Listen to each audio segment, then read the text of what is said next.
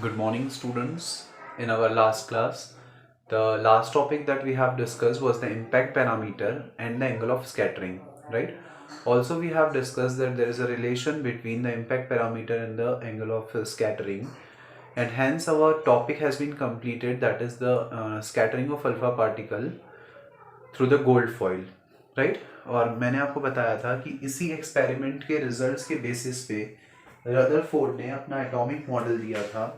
So basically क्या था Rutherford का एटॉमिक मॉडल, किस तरीके से उन्होंने एटम को एक्सप्लेन किया था, वो चीज़ समझते हैं। उनके रदरफोर्ड के जो एटॉमिक मॉडल के पॉस्टुलेट्स थे उनके बारे में हम समझेंगे कि रदरफोर्ड का जो एटॉमिक मॉडल था उसके क्या मेन पॉस्टुलेट्स थे और क्या किन रिजल्ट्स पे वो पहुंचे थे with the consequences of his alpha particle scattering experiment, right. तो 1911 में रदरफोर्ड ने अपना एक्सपेरिमेंट परफॉर्म किया था, that is the alpha particle scattering experiment. और इस एक्सपेरिमेंट के रिजल्ट्स के बेसिस पे उन्होंने एक मॉडल तैयार किया था एटम का। तो जो फर्स्ट पॉइंट उन्होंने कहा था इट वाज दैट कि जो अल्फा पार्टिकल्स न्यूक्लियस के सेंटर पर स्ट्राइक हो रहे थे, तो केवल कुछ ऐसे पार्टिकल्स थे जो डेविएट हो रहे थे। मतलब उन्होंने कहा कि एटम के सेंटर में पॉजिटिव चार्ज है और ये जो पॉजिटिव चार्ज है वो बहुत कम अमाउंट में, कम स्पेस में कंसंट्रेटेड है। मतलब एक बहुत छोटी सी स्पेस जहाँ पे ये पॉजिटिव चार्ज जो है वो कंसंट्रेटेड है। और ये जो स्पेस है वो कहाँ पे है, ये एटम के सेंटर में है, राइट। और इस पार्ट को उन्होंने नाम दिया न्यूक्लियस। और हम जानते हैं कि एटम के सेंटर में न्यूक्लियस होता है और न्यूक्लियस में जो प्रोटॉन्स और न्यूट्रॉन्स हैं वो प्रेजेंट होते हैं, राइट। तो उनका पहला जो पॉस्टुलेट था वो यही था कि एटम के सेंटर में the whole positive charge and almost the entire mass of atom is concentrated in a very small region of atom, and Rutherford had named this part as a nucleus. Rutherford ने इस part को क्या नाम दिया था, nucleus. Second चीज उन्होंने बताई थी with the help of closest approach कि जो न्यूक्लियस का साइज है, न्यूक्लियस का साइज अप्रोक्सीमेटली 10⁻⁻15 मीटर के बराबर होता है, राइट। उन्होंने बोला था कि जो न्यूक्लियस है उसका साइज कितना होता है, नियरली 10⁻⁻15 मीटर के अप्रोक्स, जो कि 5 गुना छोटा है order of size of atom के, राइट। एटम का साइज उन्होंने बताया था 10⁻⁻10 मीटर के बराबर। और उन्होंने ये बोला था कि जो न्यूक्लियस है वो 10⁵ टाइम्स छोटा है एटम के साइज के। एटम का साइज 10⁻10 मीटर की रेंज में और जो न्यूक्लियस का साइज है वो 10⁻15 की रेंज में। इसके बाद उन्होंने ये बोला था कि जो इलेक्ट्रॉन्स हैं वो न्यूक्लियस के आसपास सराउंडेड हैं, राइट। उन्होंने बोला था कि जो सेंटर है, सेंटर में न्यूक्लियस होगा, न्यूक्लियस के अंदर इस तरीके से पॉजिटिव चार्ज और उसके आसपास ये जो इलेक्ट्रॉन्स हैं वो प्रेजेंट होंगे। तो न्यूक्लियस के आसपास जो इलेक्ट्रॉन्स हैं एक होलो स्फीयर में, बाकी की जो जगह है वो पूरी होलो है, खाली है, और उसके आसपास जो इलेक्ट्रॉन्स हैं वो चक्कर लगा रहे हैं। मतलब न्यूक्लियस के आसपास इलेक्ट्रॉन्स जो हैं वो प्रेजेंट होंगे। और सिंस एटम जो है वो इलेक्ट्रिकली न्यूट्रल होता है, तो एटम इलेक्ट्रिकली न्यूट्रल होता है, इसका मतलब क्या कि जितने प्रोटॉन्स हैं उतने ही इलेक्ट्रॉन्स भी होंगे। मतलब एटम पे जितना पॉजिटिव चार्ज होगा उतना ही नेगेटिव चार्ज भी होगा। तो उन्होंने क्या बोला कि सेंटर में एटम के न्यूक्लियस के सेंटर में प्रोटॉन्स हैं और जितने प्रोटॉन्स न्यूक्लियस के अंदर हैं उतने ही सेम नंबर ऑफ इलेक्ट्रॉन्स जो हैं वो ऑर्बिट में प्रेजेंट है, राइट। अब फोर्थ पॉइंट उन्होंने बोला कि ये जो इलेक्ट्रॉन्स हैं वो स्टेशनरी नहीं है, राइट। सिंस एटम जो है वो स्टेबल होता है, एटम स्टेबल होने का मतलब अगर ये इलेक्ट्रॉन्स, उन्होंने कहा था कि ये जो इलेक्ट्रॉन्स हैं ये ऑर्बिट में स्टेशनरी नहीं है, क्योंकि अगर ये स्टेशनरी होते तो due to the electrostatic force between the positive and negative charge ये इलेक्ट्रॉन जो है वो न्यूक्लियस के अंदर कोलैप्स हो जाते, राइट। ये जो न्यूक्लियस है ये इन इलेक्ट्रॉन्स को अपनी तरफ अट्रैक्ट कर लेता इलेक्ट्रोस्टैटिक फोर्स के कारण। बट चूंकि ऐसा नहीं होता है, अगर ऐसा होता तो जो इलेक्ट्रॉन है वो स्टेबल नहीं हो पाता, इलेक्ट्रॉन जो है वो अनस्टेबल हो जाता, राइट, अगर उसमें कोलैप्स होता तो। बट ऐसा नहीं होता है, तो उन्होंने क्या बोला था कि ये जो इलेक्ट्रॉन्स हैं वो अपने ऑर्बिट में रिवॉल्व करते हैं, right, that so that the electrons will revolve in the orbit around the nucleus. So यहां से हमारे पास एटम का इन सभी पोस्टुलेट्स को मिलाकर हमारे पास एटम का जो मॉडल आया, it was something like that कि सेंटर में न्यूक्लियस, न्यूक्लियस के अंदर प्रोटॉन्स या पॉजिटिव चार्ज, बाहर ये जितनी जगह है वो खाली है, इसके बाहर ऑर्बिट होगा, ऑर्बिट में जितने नंबर ऑफ प्रोटॉन्स अंदर हैं उतने ही नंबर ऑफ इलेक्ट्रॉन्स जो हैं वो इस ऑर्बिट में होंगे।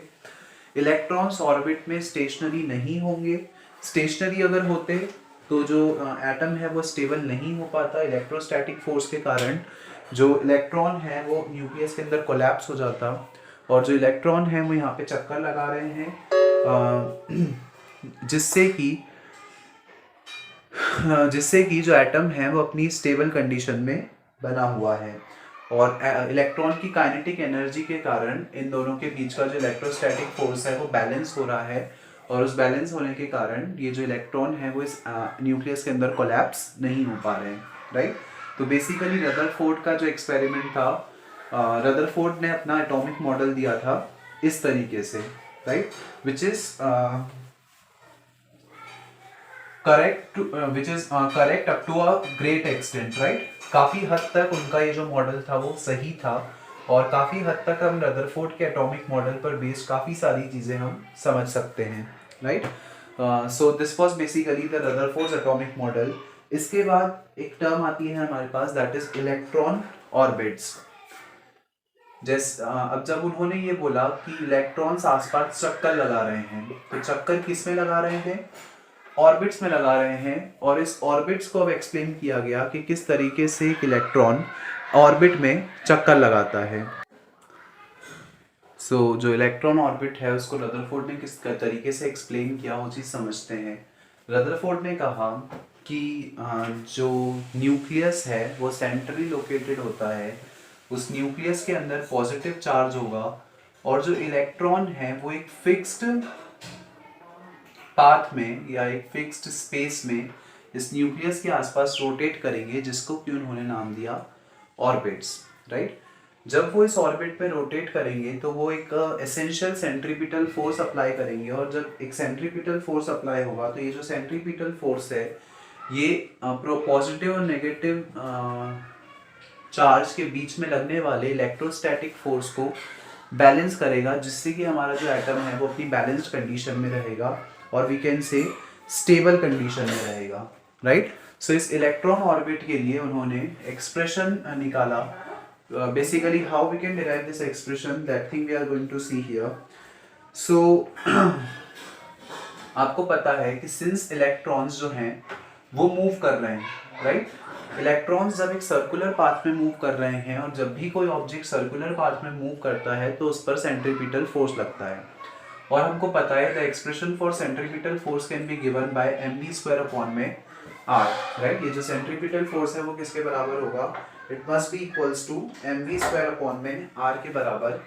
ऑल्सो एक चीज हमको पता है कि एक पॉजिटिव आयन या एक प्रोटॉन और एक इलेक्ट्रॉन के बीच में लगने वाला जो फोर्स होगा by electrostatic force, that force must be equals to 1/4πε0 q1 q2 upon में r²।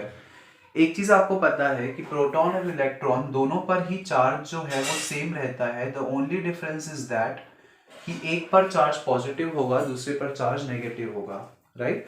तो हमने मान लिया कि दोनों पर जो चार्ज है वो कितना है, E के बराबर हमने दोनों का मैग्नीट्यूड लिया है E के बराबर, so that we will get this E into E which is ultimately equals to what? It is equals to E square, right? तो आपके पास दो चार्ज के बीच में लगने वाला दैट इज प्रोटॉन और इलेक्ट्रॉन के बीच में लगने वाला फोर्स भी आ गया.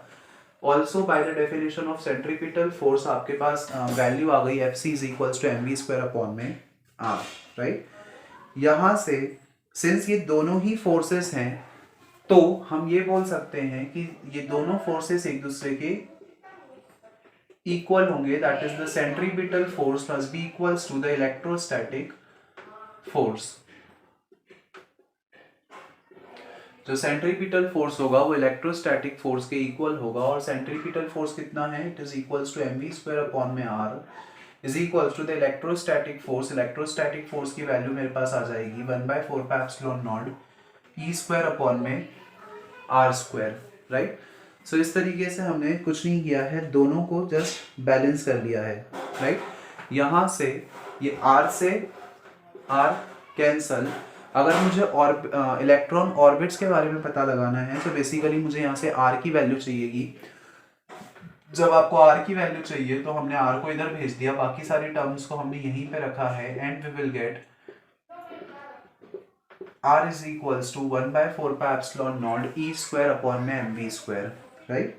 सो this is basically the value of R that you have got from here. एक चीज़ और आपको पता है कि सिंस इलेक्ट्रॉन्स जो हैं वो ऑर्बिट में मूव कर रहे हैं और जब कोई भी ऑब्जेक्ट मूव कर रहा होता है तो उसकी जो एनर्जी होती है that can be given by the kinetic energy, right. और अगर हम उसकी काइनेटिक एनर्जी की बात कर रहे हैं that means we are talking about K is equals to kinetic energy कितनी हो जाएगी? हाफ एम वी स्क्वायर के बराबर, right. So half M V square हमारे पास आ गई उसकी काइनेटिक एनर्जी. नाउ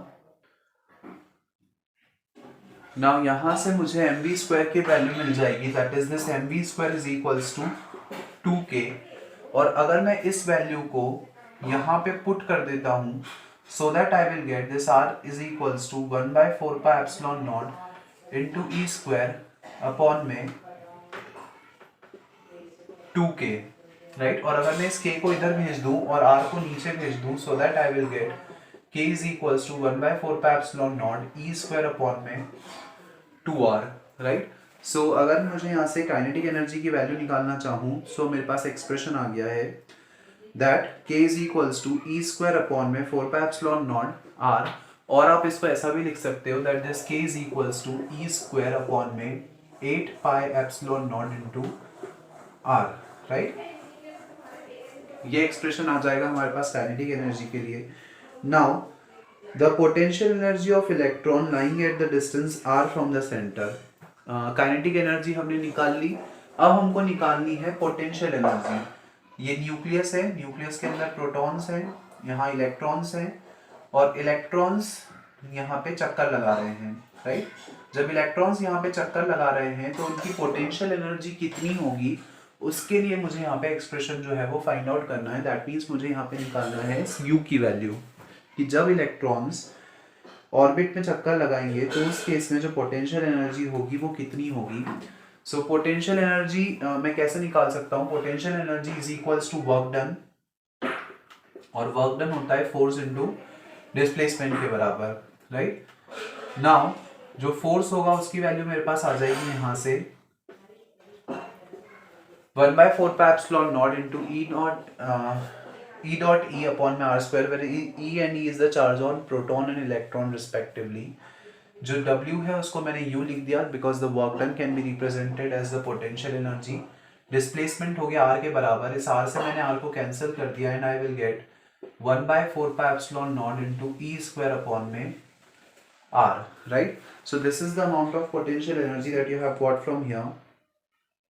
एक चीज और हम यहाँ पे कंसिडर करेंगे कि जो इलेक्ट्रॉन है उस पर जो चार्ज होगा that is suppose to be negative here. So यहाँ पे हमारे पास आ जाएगा जो एक्सप्रेशन आएगा वो काय में आएगा? माइनस में. क्यों? क्योंकि इलेक्ट्रॉन पे जो चार्ज होता है वो नेगेटिव होता है, right. That's why we have taken minus of 1/4 pi epsilon minus of E square upon में 4 pi epsilon not r. Right. So अगर मुझे यहाँ से टोटल काइनेटिक एनर्जी पता है, ऑल्सो अगर मुझे टोटल पोटेंशियल एनर्जी पता है, तो मैं नेट एनर्जी निकाल सकता हूँ, that is the total amount of energy I can find out. So the total energy can be given by the sum of potential energy as well as the kinetic energy. अगर हम potential energy और kinetic energy को add कर देते हैं, so that we will get the total amount of energy of the electron, that will be equals to U plus K, right? दोनों की values यहाँ से put कर देते हैं, we will get 1/4 pi epsilon naught E square upon में R, this is in minus, plus E square upon में 8 pi epsilon not into R. यहाँ से अगर आप इन दोनों टर्म्स का एलसीएम लो, so that you will get 8 pi epsilon not R minus 2e square plus E square, और from here I will get minus E square 8 pi epsilon not R. This is the amount of total energy of the electron when it is revolving around the nucleus, right? जब एक electron nucleus के around rotate करेगा तो उस समय उसकी जो energy होगी that will be given by this expression. यहाँ पे ये जो नेगेटिव साइन है वो ये रिप्रेजेंट कर रहा है कि जो इलेक्ट्रॉन होगा वो बाउंडेड होगा न्यूक्लियस से, right? The electron will be bounded with the nucleus and it will not emit out of the atom.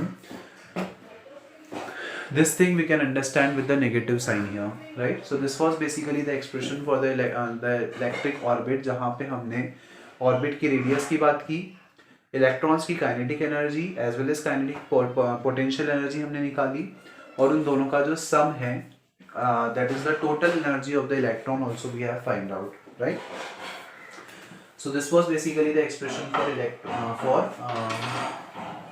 electron orbit. Now let us practice one simple numerical that is based on the impact parameter that we have studied. So the question is basically calculate the impact parameter of 5.286 mega electron volt alpha particle scattered by 10 degree when it approaches a gold foil, right? Alpha particles जो हैं वो 10 degree से scatter हो रहे हैं by the gold nucleus foil. आपको निकालना है उनके लिए जो इम्पैक्ट पैरामीटर होगा वो कितना होगा, राइट? सो बेसिकली हमको क्या चीज़ें दे रखी हैं वो हम सबसे पहले यहाँ पे लिख लेते हैं. Given that since gold foil की बात कर रहे हैं तो जो एटॉमिक नंबर होगा वो 79 के बराबर होगा.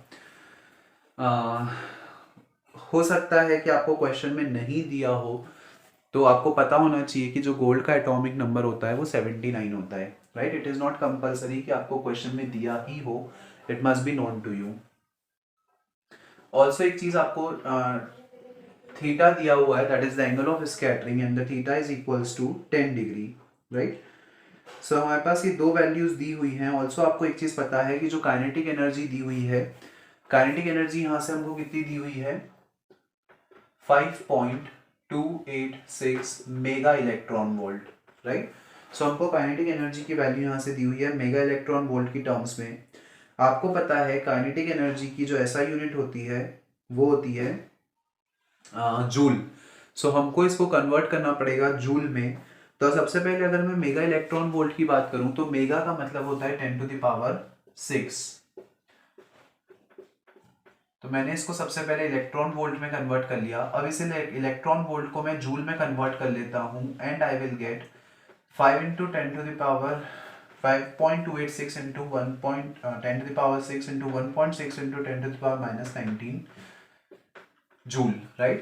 सो इलेक्ट्रॉन वोल्ट की भी वैल्यू मैंने यहाँ पे पुट कर दी है and I have got all these things in SI unit only, right? So जब आप इन सबको सॉल्व करेंगे so that you will get 5.286 into 1.6, हम इसको 5.286 into 1.6 into 10⁻, ये हो जाएगा -13 जूल, राइट? हमारे पास यहाँ से वैल्यू आ जाएगी काइनेटिक एनर्जी की भी. आपको निकालना है इम्पैक्ट पैरामीटर. इम्पैक्ट पैरामीटर के लिए आपके पास एक्सप्रेशन होता है that this B is equals to ZE square upon में 4 pi epsilon naught b is equals to ze square upon में 4 pi epsilon naught cot theta by 2 upon में k, where this k is the kinetic energy, right? So हमने यहाँ पे सारी चीजें just put कर दी हैं.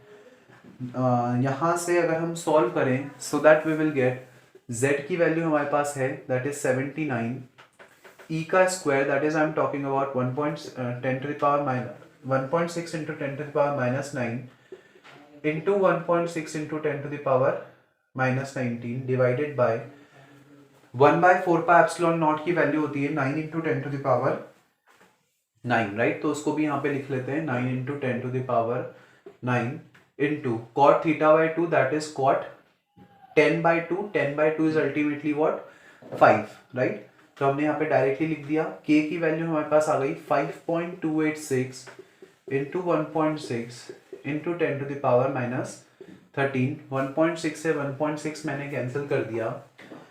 10 5 डिग्री नियरली इक्वल होता है 0.087 के, सॉरी कॉट 5 डिग्री. आपको इसकी वैल्यू दी हुई होगी, there is no need to worry about. इसकी वैल्यू जो है वो आपको क्वेश्चन में दी होगी that cot 5 degree is equals to 0.0875. You just need to put this value here. जब आप इन सारी वैल्यूज को पुट करके सॉल्व करेंगे so that you will get the answer. And जब हम इसको सिंपली हमको मैथमेटिक्स अप्लाई करना है और सॉल्व करना है, जब आप इसको सॉल्व करोगे सो आपका आंसर जो है वो नियरली इक्वल आएगा 2.46 इंटू 10 टू द पावर -13 के. So this is the value of impact parameter that you have got after solving this expression, right? Since impact parameter एक तरीके की distance ही होती है, इसलिए इसकी जो SI unit हो जाएगी वो हो जाएगी metre, right? So this will be the answer that you have got from here just by solving it. कुछ नहीं करना है, हमको सारी चीज़ों को SI सिस्टम में जस्ट कन्वर्ट करना है, जस्ट फॉर्मूले में वैल्यूज पुट करनी है and we just need to solve it, right? So that's all for today's class, students. In our next class we are going to start our new topic that is the atomic spectra. अलग अलग atoms के कुछ spectra होते हैं. Basically hydrogen का spectra हम detail में discuss करेंगे. So that's all for today's class. Further topics we are going to discuss in the next class. Thank you.